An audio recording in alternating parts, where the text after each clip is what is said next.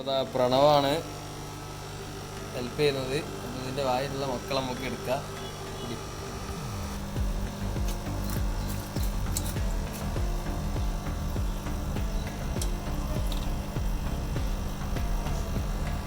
അപ്പോൾ ആക്സിഡൻറ്റ് ഇതിൻ്റെ വായിൽ ഫുള്ള് ബേബീസാണ്, കുഞ്ഞുങ്ങളാണ്.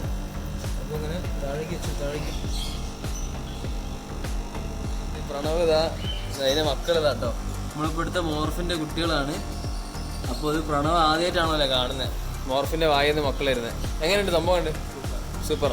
അപ്പോൾ നമുക്ക് RTV ഇല്ലാണ്ട് വിരിയിപ്പിച്ചെടുക്കാൻ പറ്റിയ ഒരു മീനാണ് മോർഫ് എന്നാണ് വിശ്വസിക്കുന്നത്. അപ്പോൾ കൂടുതൽ ആൾക്കാർ ഇതിനെപ്പറ്റി അറിയുന്നവർ കമൻറ്റ് ചെയ്യുക, കാരണം അതിൻ്റെ വായിന്നാണ് നമുക്ക് ഇതിനെ കിട്ടിയത്. അപ്പോൾ ഇതാണ്